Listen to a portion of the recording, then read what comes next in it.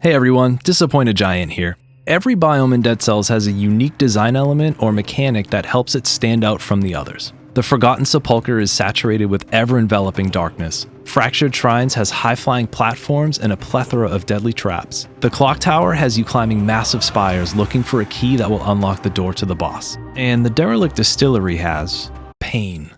Since we all have individual preferences, there are certain levels in Dead Cells that some folks will like more than others. For some, the protectors and enemy groupings in the Promenade may be a source of frustration, while others take that route and enjoy the level's combination of above-ground structures and subterranean tunnels. There are some biomes that may be better suited for certain builds, and there are others that are guaranteed to have more scrolls or higher quality items. I've seen a lot of folks have a bunch of differing opinions on routes and biomes, but I rarely see as many negative opinions about a level as I see for the Derelict Distillery. While this isn't unanimous, the majority consensus seems to be pretty clear. Go there to get the Tesla Coil and never go back.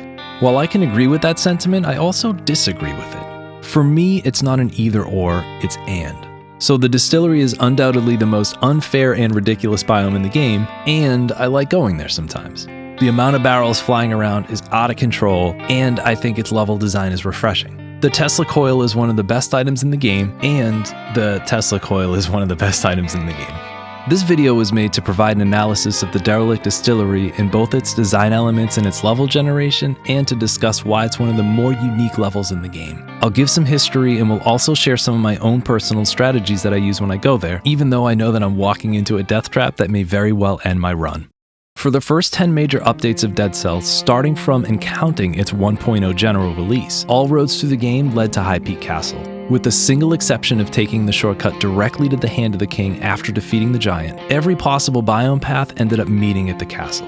While this may have been thematically appropriate, it forced everyone to go there whether they wanted to or not. In a game that has so many variations in its design, with so many branching paths to take, it didn't always feel good having to trudge your way through the castle to fight its elites, get its keys, and earn your way to the final boss. There was a need for another castle tier level that was accessible from all biome paths to allow players to incorporate more variations into their runs if they didn't want to go through the castle for the 100th time. Enter Update 2.0, the ironically named Barrels of Fun update.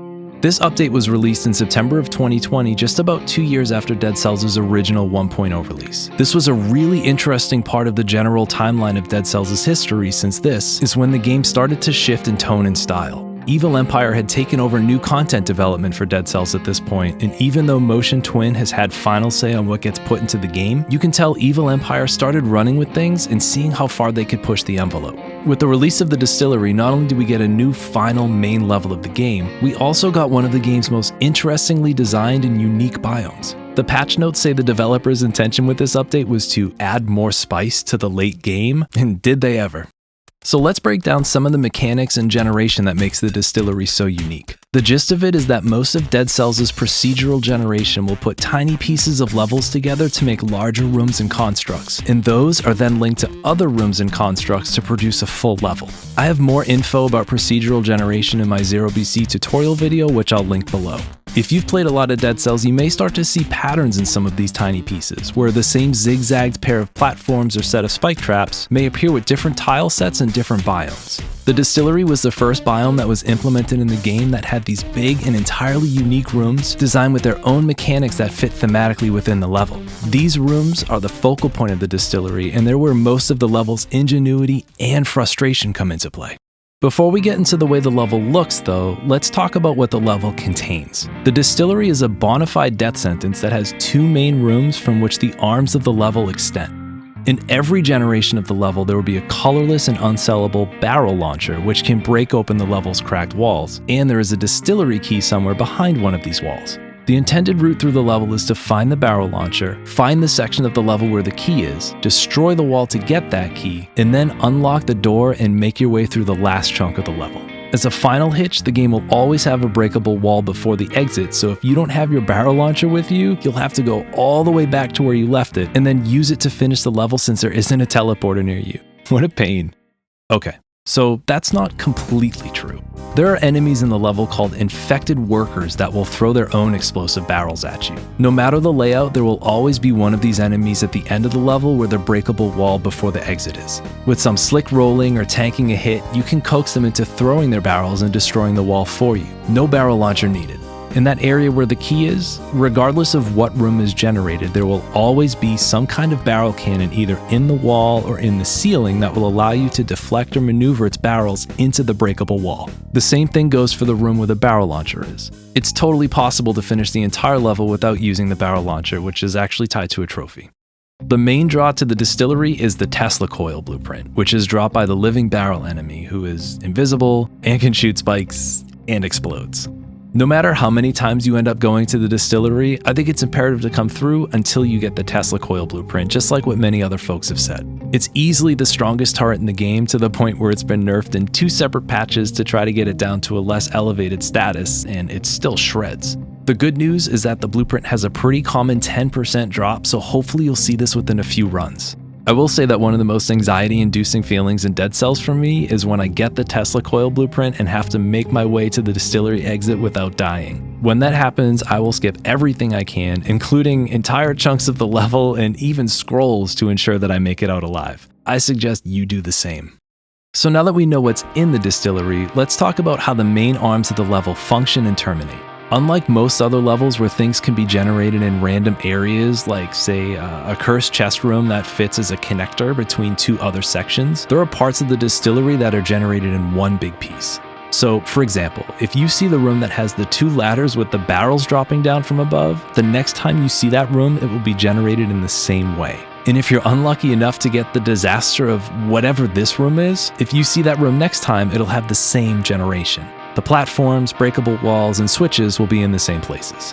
Some minor exceptions to this rule are that these rooms can be mirrored and that sometimes you'll enter from the top and sometimes you'll enter from the bottom. These rooms are what fascinates me about the distillery and give it the unique spin that I was talking about, where you can work on your general skills and get better navigating most biomes just by playing the game. The distillery is a level that will punish you for not learning its patterns and decoding its explosive puzzle platforming.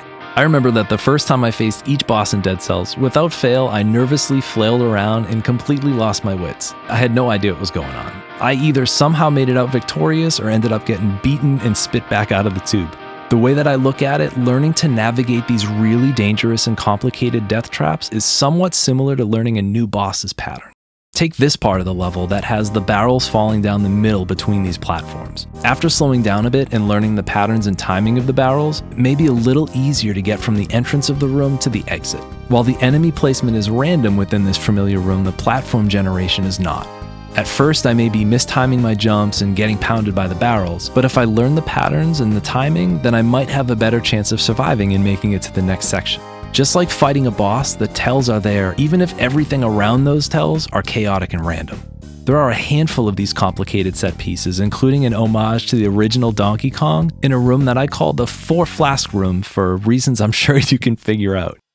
For those brave and possibly stubborn souls like myself who do want to go into the distillery on occasion, there are a handful of items and mutations that I recommend considering if you have the room for them in your build. I generally advocate for taking offensive mutations and items that up your DPS before taking defensive mutations, since I find stacking damage more beneficial, but the distillery is a completely different beast. Regardless of what color your build is, if you want to use a more defensive strategy, I recommend considering gastronomy for more healing from food, as well as disengagement to prevent a run-ending murder barrel from taking you up. For items, Ice Armor and the Foresight card from the Diverse deck can also be helpful. Note that Foresight won't protect you against trap damage though, so this will only work for enemy attacks. Ice Armor will protect one hit from anything, but that 30-second cooldown can feel like an eternity. If there are no bats or stray barrels around, you can just hang out on a ladder while the item refreshes. However, this may cause more enemies to spawn in 5 BC. For brutality, Predator can be pretty helpful for most of the level, but invisible living barrels may not see you while you are invisible. Predator caps at 21 scrolls, which gives you 2.8 seconds of invisibility for each melee kill. So even on lower BC levels, you can get some decent invisibility if you're running a brutality melee build. I also recommend considering Vengeance because there's a good chance you'll get hit at some point no matter what you do, and having that extra damage reduction can help you get out of a pinch and will lessen the pain if you're facing a hallway full of living barrels. If you're running Tactics, Crow's Foot will help slow enemies down as you're running and rolling past them, which might be just enough to give you an advantage. There aren't any other specific Tactics mutations I would recommend since, while most of them are quite good, they're generally offensive in nature. With the Tactics build, those mutation slots are better utilized with one of the defensive ones I've mentioned. There isn't much to write home about if you're taking a survival build. Soldier's Resistance for extra HP, Berserker for extra damage reduction if you're using a melee weapon, and Necromancy for health regeneration are all decent picks. And I mean, Armadillo Pack is almost always a great option, so you can double up your shields if you think having that extra parry will be helpful for you. And finally, no matter what color you're using, for your own sake and mine, please take Masochist. This mutation minimizes trap damage to 10% of your max health, which can make the difference between a successful trip and a failed one. If you go into the distillery with 4 flasks and full health, you can take a beating from a lot of traps before kicking the barrel. Or is it kicking the bucket? I calculated you can survive 33 total trap hits with full health and 4 flasks, but at this point, I think we all know how good my math is, so take that with a grain of salt. While the mutations I mentioned so far all have their merits depending on build and personal preference, Masochist is the one mutation that I feel is a necessity here for any build on any BC level. For reference, unless I have a killer build with some great item and mutation synergy, I will usually reset and take the good old Holy Trinity: Masochist, Disengagement, and Gastronomy. While I love me some offensive mutations, these 3 have saved me many times over the years while I was learning the game, and continue to do so in this absolute coffin maker of a level. There's one question I haven't brought up. Is there any benefit for going to the distillery instead of High Peak Castle? No, not at all.